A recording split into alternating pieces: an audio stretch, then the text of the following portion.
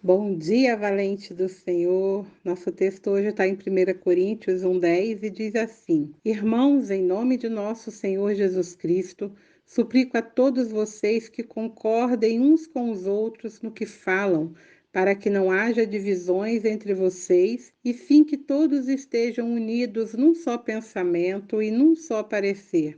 A cidade de Texarkana fica na fronteira de dois estados norte-americanos. A cidade de 70 mil habitantes tem dois prefeitos, duas prefeituras e dois departamentos de polícia e bombeiros. A rivalidade esportiva entre as escolas secundárias atrai muitos e reflete a lealdade que cada time tem com a escola de seu próprio estado. As disputas sobre o sistema de água compartilhado também são desafios significativos, pois ele segue as leis de cada estado. No entanto, a cidade é conhecida por sua unidade, apesar da linha que a divide. Os moradores se reúnem anualmente para um jantar realizado na Avenida Linha do Estado, para compartilhar uma refeição em comemoração à sua unidade como comunidade.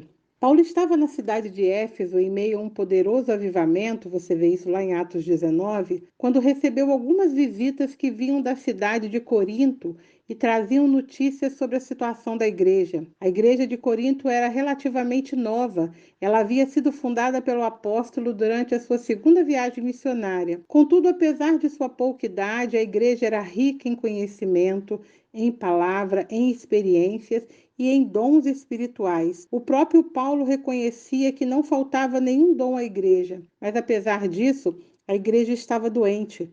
Do lado de fora tudo parecia bem, mas do lado de dentro havia uma grande doença. A doença que estava destruindo a igreja de Corinto chamava-se divisão. Dentro daquela comunidade havia pelo menos 4 grupos distintos e divididos: os defensores de Paulo, de Apolo, de Cefas e de Cristo. Era uma situação parecida com algo que ocorre frequentemente hoje. As pessoas discutem ferozmente entre si para elegerem o melhor pastor, a melhor igreja, dividindo-se entre si. Por isso, Paulo, diante do relatório dos irmãos, decide escrever essa carta tão pastoral. Logo no início, Paulo faz alguns alertas aos irmãos contra as divisões e depois, até o capítulo 6, ele busca tratar de alguns problemas que entraram na igreja por causa dessa doença.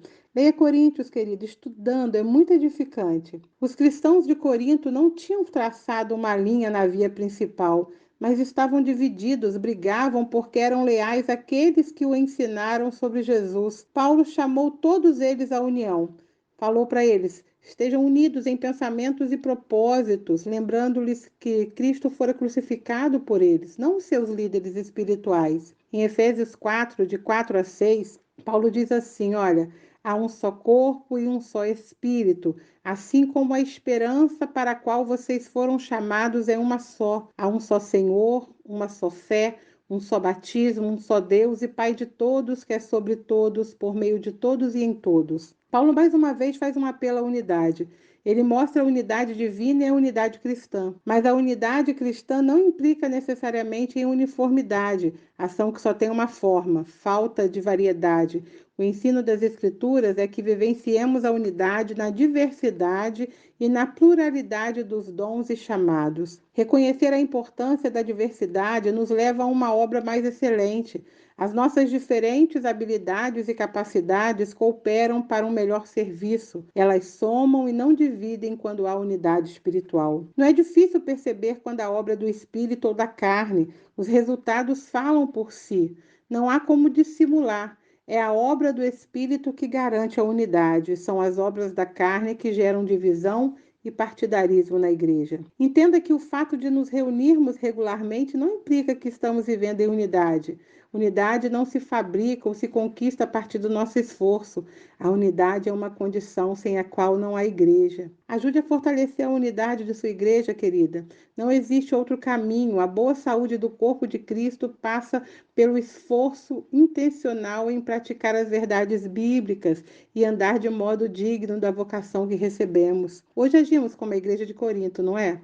Às vezes nos opomos até aos que creem no sacrifício de Jesus por nossos erros, tornando-os nossos rivais e não aliados. Como Cristo não está dividido, nós, como sua representação terrena, seu corpo, não devemos permitir que as diferenças nos dividam. Em vez disso, celebremos nossa unicidade nele.